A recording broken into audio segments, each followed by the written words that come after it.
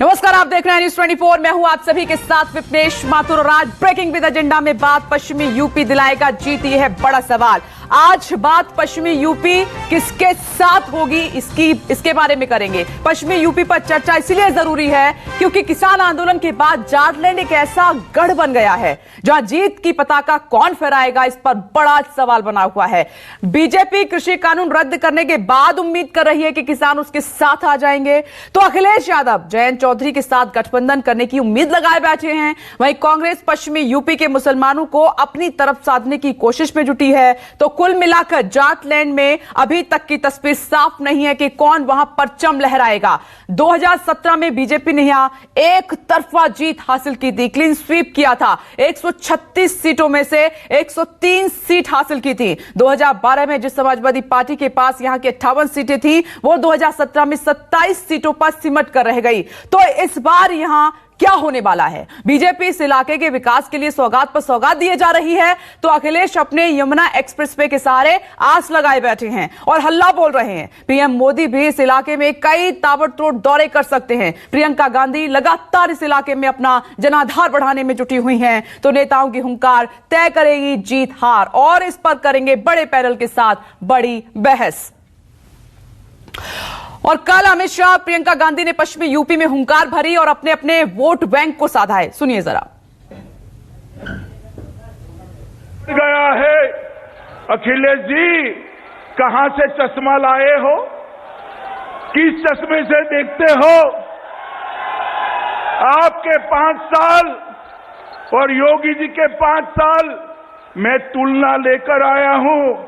डकैती में योगी सरकार के शासन में 70% की कटौती हुई है, 70% की। जरा घर जाकर आंकड़े खंगाल दो अखिलेश जी। कांग्रेस का जमाना था, सपा बसपा कांग्रेस को समर्थन करते थे। आए दिन पाकिस्तानी आतंकवादी देश के अंदर घुसते थे और तांडव कर कर चले जाते थे। दिल्ली के हुक्मरानों के माथे पर जू नहीं रहती। उन्होंने उड़ी में प्रयास किया, पुलवामा में किया, मगर उनको मालूम नहीं था सरकार बदल गई है। मनमोहन सिंह जी नहीं है, नरेंद्र मोदी प्रधानमंत्री बन गए हैं। सपा बसपा कांग्रेस की सरकार नहीं है, भाजपा सरकार है। एयर स्ट्राइक और सर्जिकल स्ट्राइक कर कर पाकिस्तान के घर में घुसकर जवाब देने का काम नरेंद्र मोदी जी ने किया। सुना है कई लोग कहते हैं कि भाजपा तो फूट फैलाकर फिर से जीतेगी। क्यों? क्योंकि असलियत यह है कि जिनको आज मुख्य विपक्ष माना जा रहा है, वे विकास का एजेंडा सेट नहीं कर रहे। वे भी इसी तरह की राजनीति करना चाहते हैं। सपा और बसपा ने भी जाति और धर्म की ही राजनीति को आगे बढ़ाया है। सपा सरकार में जातिवाद और गुंडाई, और बसपा में आपने लूट देखा है। समाजवादी का नारा देखा है, नया नारा सुना है। आ रहे हैं अखिलेश। उन्नाव और हाथरस में महिलाओं पर अत्याचार हुआ, उनको जलाया गया। क्या अखिलेश जी आए? किसानों के आंदोलन में लखीमपुर खीरी में नरसंहार हुआ, क्या अखिलेश जी आए? तो अब चुनाव के समय क्यों आ रहे हैं? तो आप प्रियंका गांधी को सुन रहे थे और मुख्यमंत्री योगी आदित्यनाथ को भी आप लगातार सुन रहे थे। इधर अमित शाह ने समाजवादी पार्टी पर हमला बोला। उन्होंने कहा कि कंपेयर कर लीजिए, 5 साल उनके और 5 साल हमारे, किसमें ज्यादा विकास हुआ है, क्योंकि बीजेपी इस बार विकास के एजेंडे पर ही आगे बढ़ रही है। बड़ी चर्चा करेंगे पश्चिमी यूपी किसके साथ। खास मेहमान हमारे साथ जुड़ गए हैं। BJP spokesperson Manish Shukla ji हमारे साथ मौजूद हैं। कांग्रेस स्पोक्स पर्सन सुरेंद्र सिंह राजपूत जी हमारे साथ मौजूद हैं। Samajwadi Party spokesperson doctor Aziz Khan हमारे साथ जुड़ गए हैं, आपको टीवी स्क्रीन पर नजर आ रहे हैं। BSP leader doctor MH Khan साहब हमारे साथ मौजूद हैं। आप सभी का बहुत बहुत स्वागत है। और मेरे सहयोगी नोएडा से राजीव रंजन हमारे साथ मौजूद है। राजीव, ब्रेकिंग विद एजेंडा में लगातार हमने पूर्वी उत्तर प्रदेश की चर्चा की कि पूर्वांचल किसके साथ होगा, जो जीतेगा वो आगे बढ़ेगा, जिसके साथ पूर्वांचल होगा। लेकिन पश्चिमी यूपी को भी नहीं भूल सकते, क्योंकि पश्चिमी यूपी भी उतनी ही अहमियत रखता है। तो अब पश्चिमी यूपी को साधने में पार्टियां लगी हुई हैं। क्या है जमीनी हकीकत अभी पश्चिमी उत्तर प्रदेश की, राजीव?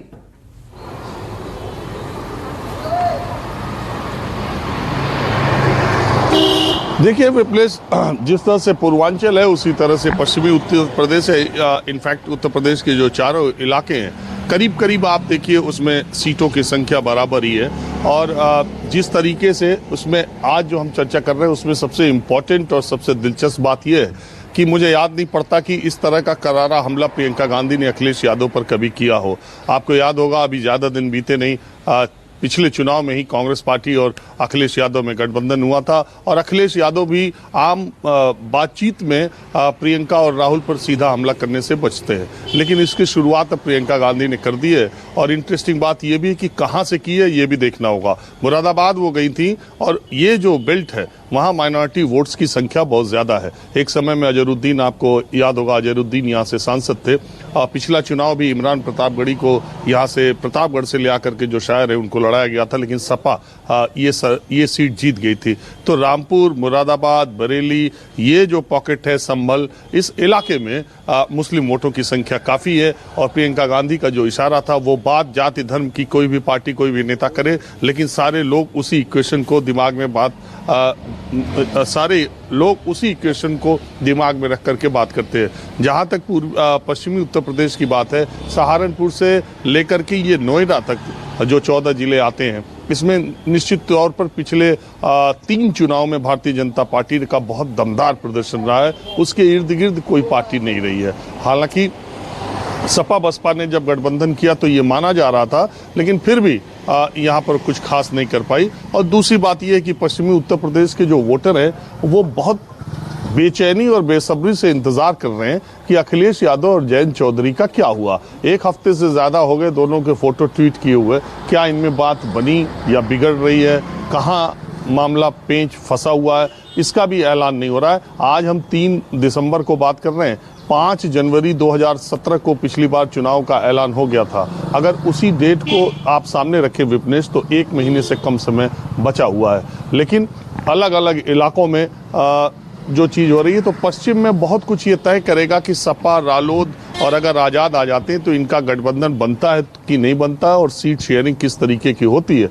लड़ना जिसको भी है उसको बीजेपी से है, इसमें कोई दो राय नहीं। चाहे उत्तर प्रदेश के गाजीपुर में की बात हो, चाहे गाजियाबाद की बात हो, चाहे ललितपुर की बात हो, चाहे सीतापुर, लखीमपुर खीरी की बात हो, लड़ना उसे बीजेपी से ही है। दूसरी पार्टी को तय करना है कि कितने लोग और कितने कैसा गठबंधन बनता है। लेकिन ये भी बात तय है कि पिछले 3 चुनाव में नरेंद्र मोदी के चेहरे पर उत्तर प्रदेश का चुनाव लड़ा गया। ये पहला चुनाव होगा जब ये सामने दिखाई दे रहा है कि सीएम योगी आदित्यनाथ होंगे, और ये फैक्टर बहुत महत्वपूर्ण है और इस पर बीजेपी क्या कर पाएगी ये देखना दिलचस्प होगा। दूसरी बात यह है कि पिछले 3 चुनाव की तरह बीजेपी के लिए उत्तर प्रदेश इस बार आसान भी नहीं है।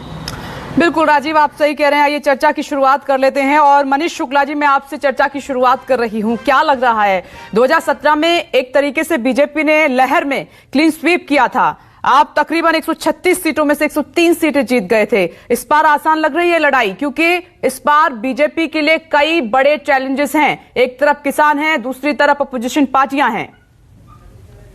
देखिए विपनेश जी, हमारी सरकार है प्रदेश में और हमारा स्पष्ट मानना है कि जिसकी सरकार हो उसको रिपोर्ट कार्ड रखना चाहिए। और जिस तरीके से पश्चिम उत्तर प्रदेश में भारतीय जनता पार्टी ने विकास की बयार बहाई है, अलीगढ़ का महेंद्र सिंह यूनिवर्सिटी हो, जेवर एयरपोर्ट हो, या कल मां शाकंभरी देवी विश्वविद्यालय का शिलान्यास हो, या गंगा एक्सप्रेसवे हो, और या जो दिल्ली और मेरठ की दूरी को कम किया है हमारी सरकार ने, गन्ना किसानों का रिकॉर्ड भुगतान किया है। 1,44,00,000 करोड़ से ज्यादा का भुगतान हमारी सरकार ने किया है, जबकि 70 लाख करोड़ का भुगतान केवल सपा बसपा 10 साल की सरकार में हुआ था। धान और गेहूं की खरीदारी की गई। इसके अतिरिक्त जो समस्याएं थी पश्चिम उत्तर प्रदेश की, जिस तरीके से वहां तुष्टीकरण किया जा रहा था, जिस तरीके से अपराधियों को बोलबाला था और पलायन एक बड़ी समस्या पश्चिम उत्तर प्रदेश में थी। आज पलायन करने वाले वापस आए हैं, अपराधी सर पर हाथ रखकर थानों में सरेंडर कर रहे हैं। तो वहां की जनता को अपराध से भी निजात दिलाई गई है। और जो दंगों का प्रदेश, इस तरह का एक उत्तर प्रदेश में धब्बा अखिलेश यादव ने लगाया था, आज इतने दिन बीतने के बाद भी हम ये संतोष के साथ कह सकते हैं कि उत्तर प्रदेश में, पश्चिम उत्तर प्रदेश या पूरे उत्तर प्रदेश में एक भी कम्युनल राइट नहीं होने दिया गया है। ये हलक है सरकार की, यानी विकास भी है, कानून व्यवस्था भी है और बिजली और सड़क पानी की जो व्यवस्था की गई है। विद्युत जो पहले 4 जिलों तक सीमित थी अखिलेश यादव के समय में, आज 75 जिलों में समान रूप से विद्युत की वितरण की व्यवस्था की गई है। अखिलेश यादव ने जहां महंगे पीपीए किए थे, 5 रुपए से लेकर 11 रुपए तक, हमारी सरकार आने के बाद पीपीओ को 2 रुपए से लेकर 5 रुपए तक के बीच में किया गया है। यानी जो जनता के धन को लुटाकर कमीशन लेने का खेल अखिलेश यादव करते थे, उस कमीशन बाजी पर भी पश्चिमी यूपी की जाट लैंड आपके लिए मुश्किल खड़ी करेगी इस बार। देखिए विपनेश जी, 2019 का चुनाव हो रहा था तो बसपा और सपा का अलायंस था और तमाम जो राजनीतिक पंडित हैं वो चैनलों पर बैठ के इस बात को कहते थे कि दोनों गठबंधन है। लेकिन एक बात भारतीय जनता पार्टी ने उस समय अमित शाह जी ने कही थी कि जब हम सभी बूथों पे 50% से अधिक मत ले लेंगे तो चाहे जो गठबंधन सामने हो, और हमको पता है कि रिपोर्ट कार्ड के आधार पर जनता का मत और आशीर्वाद 50% से ज्यादा भारतीय जनता पार्टी को मिलेगा, फिर चाहे जो गठबंधन हमारे सामने हो। एक बात कह के मैं अपनी बात को खत्म करूंगा। प्रियंका जी का आपने अभी चलाया कि कह रही थी अखिलेश यादव ने ये किया, ये उनके समय में कमियां थी, इस तरह के अपराध थे। नहीं, उन्होंने सीधे बोला है, बीएसपी समाजवादी पार्टी को सीधे बोला है कि लूट बहुत थी, गुंडागर्दी बहुत थी और मुख्य विपक्षी पार्टी कांग्रेस ही है उत्तर प्रदेश में। 5 सेकंड, बिल्कुल यही बात मैं कह रहा हूं। जब वो गुंडागर्दी थी, दंगा हो रहा था, लूट थी, अपराध था, भ्रष्टाचार था, तो 2017 में 2 लड़कों की जोड़ी क्यों बनी? उस अपराध के भागीदार तो फिर राहुल और प्रियंका भी है। उनका तो मोहर लग गया था। इस अपराध और गुंडागर्दी और अपराध दंगा के साथ कांग्रेस ने मोहर लगाया, अपनी पीठ पे मोहर लगा के चुनाव में गई थी। उससे अब बच कैसे सकते हैं? 17 में तो इन्होंने गठबंधन किया था। चलिए ठीक है, मैं जवाब ले लेती हूं। सुरेंद्र सिंह राजपूत जी, बीजेपी कह रही है कि जेवर इंटरनेशनल एयरपोर्ट दिया, मेरठ एक्सप्रेस पे, rapid rail, transit rail, Meerut में मेट्रो, मां शाकुंभरी यूनिवर्सिटी, क्या है काट इसकी पश्चिमी उत्तर प्रदेश में बीजेपी की? देखिए विपनेश जी, सच बात ये है, इन्होंने जो काम गिना रहे हैं या एग्जीक्यूटिव काम जो अगर कोई भी होगा वो करेगा। अगर इनसे पहले की सरकार है उन्होंने भी विकास के काम किए, उससे पहले कांग्रेस की सरकार ने भी विकास के काम किए, सबने सड़कें बनाई, सबने एयरपोर्ट बनवाए। हमने तो CHC, PSC, institute, research institute, medical college, इन्होंने तो जिला अस्पतालों के नाम मेडिकल कॉलेज का रख करके अपना नाम चेंज करने की परंपरा को कायम रखा। हमने तो गन्ने के किसानों के लिए मिलें लगवाई, इन लोगों ने तो उन मिलों से पैसा देने का काम नहीं किया। हमने तो एमएसपी और एफआरपी बढ़ाई, इन लोगों ने तो 400 इन्होंने स्वयं कहा था, और कितने रुपए रखा है ये भी गन्ने का दाम आपके सामने है। ये लोग सिर्फ धर्म और जाति की राजनीति करते हैं और चुनाव के समय शिलान्यास करते हैं, चाहे वो अलीगढ़ यूनिवर्सिटी का, उसमें राजा महेंद्र प्रताप यूनिवर्सिटी का हो, चाहे शाकुंभरी देवी यूनिवर्सिटी का हो। पूछ लीजिए, जिस 2 महीने से ऊपर हो गए अलीगढ़ यूनिवर्सिटी का शिलान्यास किए हुए, 4.5 ईंट से अगर 5वीं ईंट वहां पर बन बुक कर आगे आई हो। इसलिए इस तरीके की बातें करने से कोई लाभ नहीं है। हाँ, इन्होंने कुछ काम किए हैं, इन्होंने महंगाई बढ़ाई है, इन्होंने खाद्य तेल 200 रुपए से ऊपर किया है, इन्होंने गंगा में उतराती हुई लाशें दिखाई हैं लोगों को, ऑक्सीजन की कमी से मरते हुए लोग इनके यहाँ पर हुए हैं, और उसके बाद इन्होंने उसका भी डंका पीटा कि हमने बहुत अच्छा काम किया है। उत्तर प्रदेश के 1 लाख गांव में एवरेज एक गांव से 10 आदमी के आसपास कोरोना काल में मौत हुई है, उसके जिम्मेवार ये लोग हैं। लकड़ियों के खत्म होने के जिम्मेवार ये लोग हैं। ये लोग पेट्रोल के प्राइस बढ़ने के जिम्मेवार हैं, और उत्तर प्रदेश में सर्वोच्च दर है बेरोजगारी की, उसके जिम्मेवार ये लोग हैं। पश्चिम उत्तर प्रदेश की तो आप क्या बात कीजिएगा, पश्चिम उत्तर प्रदेश में तो हिंदू मुसलमान करने वाले ये लोग हैं, और दंगों के जो लोग शहंशाह हैं वही अगर सत्ता में रहेंगे तो दंगा करेगा कौन? दंगा तो तब करेंगे ना जब लोग में नहीं रहेगी। सच बात है। मैं सहारनपुर। अच्छा सुरेंद्र जी, एक बात बताइए, जो मेरे सहयोगी राजीव रंजन कह रहे हैं कि जब आपने हाथ मिलाया अखिलेश यादव से तब बहुत सब कुछ अच्छा था, इस बार अकेले हैं, हाथ नहीं मिलाया तो समाजवादी पार्टी सरकार में गुंडागर्दी हुई, लूट खसोट हुई, ये 2 तरीके की बातें तब नजर नहीं आया आपको? 2 बातें बड़ी स्पष्ट हैं। सरकार की कमियां, अगर हम साथ होंगे तो हम बिल्कुल निश्चित तौर पर, मैं अगर आपके साथ हूं तो मैं आपकी कमी छुपाऊंगा, आपके साथ नहीं हूं तो आपकी कमी बताऊंगा, इसमें कौन सी बड़ी बात है? तो ये जनता के साथ धोखा हुआ, आप उन्हीं लोगों से हाथ मिला रहे हैं जो लूट खसोट का, जिन पर आज प्रियंका गांधी बड़ा आरोप लगा रही हैं पहली बार। विपनेश, मेरी बात तो सुन लीजिए। देखिए, अगर आप बीच में बोल देती हैं तो आप से मैं थोड़ा सा ज्यादा बहस देखिए नहीं सुरेंद्र कर जी, पाता हूं। काउंटर क्वेश्चन का अधिकार आप मुझसे नहीं छीन सकते हैं, मैं सब मेहमानों से पूछ रही हूं। हाँ, ठीक है, काउंटर क्वेश्चन का अधिकार है, ओके, लेकिन चलिए बात- बोलिए सवाल- बोलिए सुरेंद्र जी, बोलिए सवाल बोलिए तो पूरा बोलिए होता है। बोलिए, ये मेरी आपसे निवेदन। बोलिए। सच बात यह है कि जब हम लोग साथ थे तो हमने बात करी, और आज हम साथ नहीं है तो निश्चित तौर पर वो भी सत्ता के एस्पिरेंट है, समाजवादी पार्टी सत्ता के एस्पिरेंट, कांग्रेस भी, और तीनों लोग भाजपा से लड़ रहे हैं। अगर तीनों लोग भाजपा से लड़ेंगे तो सबकी कमियां सभी लोग बताएंगे ना। इसमें मनीष जी, कोई आऊंगी वो नहीं, आपके पास। राजनीतिक आरोप प्रत्यारोप में कहीं कोई वो नहीं होती, निजी नहीं आरोप सुरेंद्र जी, इससे होने मैसेज क्या जाता है? आपकी जगह कोई और भी पार्टी होगी ना, तो मैसेज ये जाता है कि अपने सियासी फायदे के लिए पार्टियां कुछ भी करती हैं, कुछ भी करती हैं, यही संदेश जाता है। और ये जनता ध्यान से देख भी रही है और सुन भी रही है। आती हूं आपके पास, दूसरे राउंड में आऊंगी सुरेंद्र जी, दूसरे राउंड में आऊंगी आपके पास। एक ब्रेक के लिए भी मुझे रुकना होगा। डॉक्टर अजीज खान से आप पूछिए ना। आ रही हूं सुरेंद्र जी, दूसरे राउंड में आती हूं आपके पास। डॉक्टर अजीज खान, ठीक है, बीजेपी से तो आप तब लड़ेंगे, पहले प्रियंका गांधी से तो लड़ लीजिए। पश्चिमी उत्तर प्रदेश में मोर्चा खोल दिया है, प्रतिज्ञा यात्रा निकाल रही है, प्रतिज्ञा लेकर वो निकली है। इस बार सीधे कह रही हैं कि ये वो सरकारें हैं जिनमें लूट खसोट हुई, गुंडागर्दी हुई, अत्याचार हुआ, सब चरम पर था। एसपी सरकार के बारे में बोला, बीएसपी सरकार के बारे में बोला प्रियंका गांधी ने, जो आपकी साथी रही हैं।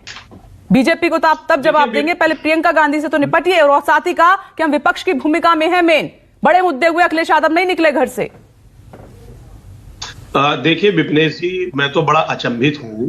कल जब मैंने प्रियंका गांधी जी का ये स्टेटमेंट सुना, मुझे बहुत दुख हुआ कि देखिए, कांग्रेस को सत्ताधारी शख्स से सवाल करना चाहिए कि क्या क्या कमियां और क्या क्या किस तरीके से बीजेपी ने उत्तर प्रदेश की जनता को धोखा दिया। लेकिन उनका सवाल उल्टे समाजवादी पार्टी से। अब अंदाजा आप लगाइए कि कांग्रेस किस हद तक जमीन पर वो लड़ना चाहती है। वो जमीन पर है ही नहीं कहीं, क्योंकि जो शख्स सत्ताधारी शख्स से सवाल करने के बजाय विपक्ष से सवाल कर रहा हो, इसका मतलब उसका जनाधार कितना मजबूत है, एक बात आप समझिए। और 6.5 महीने पहले चुनाव के जो पॉलिटिकल टूर किया है, उस पॉलिटिकल टूर से ऐसा नहीं है कि उत्तर प्रदेश की जनता को प्रियंका गांधी जी साथ ले जाएंगी। अरे भाई, 4.5 साल से जो बीजेपी जन विरोधी गतिविधियों में लिप्त थी, उससे संघर्ष कौन कर रहा था? उससे समाजवादी पार्टी संघर्ष कर रही थी। समाजवादी पार्टी जनता की लड़ाई लड़ रही थी। उस वक्त प्रियंका गांधी नहीं थी। आज 6 महीना, चुनाव के 6 महीने पहले लखीमपुर, हाथरस और गोरखपुर और आगरा की जो जिक्र की जा रही है, क्या 4.5 साल के अंदर और क्राइम नहीं हुए? सारे क्राइम 6 महीने के अंदर ही हुए। अरे क्राइम तो बीजेपी ने 4.5 साल में बहुत किया, जनता को बहुत गुमराह किया, जनता को बहुत धोखा दिया। उस वक्त प्रियंका गांधी जी कहां थी? तब नहीं थी। दुख इस बात का है कि प्रियंका गांधी जी के जो सलाहकार हैं, मुझे लग रहा है उनको सही सलाह नहीं दे रहे, उनको जमीनी हकीकत नहीं बता रहे कि आज उत्तर प्रदेश में कांग्रेस की जमीन पूरी तरह से। ठीक है डॉक्टर अजीज खान, मैं जवाब लूंगी सुरेंद्र जी से। मुझे एक बार अपने सहयोगी राजीव जी के पास जाना है, अभी चर्चा आगे भी बढ़ाएंगे। मैं दोबारा आती हूं आपके पास, 1 मिनट रुकिएगा, ब्रेक के लिए भी रुकना है। डॉक्टर एमएच खान साहब, मैं आपके पास भी आ रही हूं। राजीव, क्या पश्चिमी उत्तर प्रदेश में इस बार क्लीन स्वीप जैसी स्थिति है, या फिर सभी के लिए एक बड़ा चैलेंज है इस बार?